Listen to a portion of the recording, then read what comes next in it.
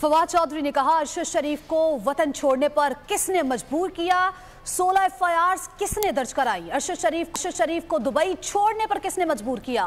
ताकतवर हलके अपनी मर्जी से रिपोर्ट्स बनवाकर हकायक छुपा देते हैं। उम्मीद है असल हकायक अवाम के सामने लाए जाएंगे।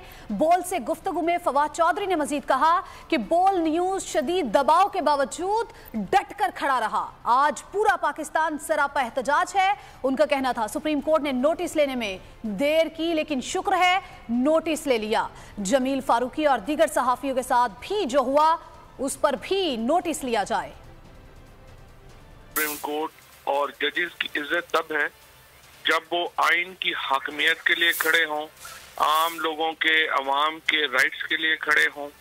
सुप्रीम कोर्ट ने इसमें देर तो की, लेकिन चलें शुक्र है इस पे नोटिस लिया है। जो सुप्रीम कोर्ट से तवक्को है वो ये है कि वो इन सारे मामलात का जायजा लेगी और शुरू यहाँ से होगा कि उनको पाकिस्तान छोड़ने पे मजबूर किसने किया। उनके ऊपर जो 16 के करीब एफआईआर जाली दी गई वो किसके अहकामात के ऊपर दी गई? यूएई से उनको वहां से डिपोर्ट कराने में पाकिस्तान की हुकूमत का क्या किरदार था? कीनिया वो कैसे पहुंचे? और उसके बाद जो इंसिडेंट है उसकी तफसीलात।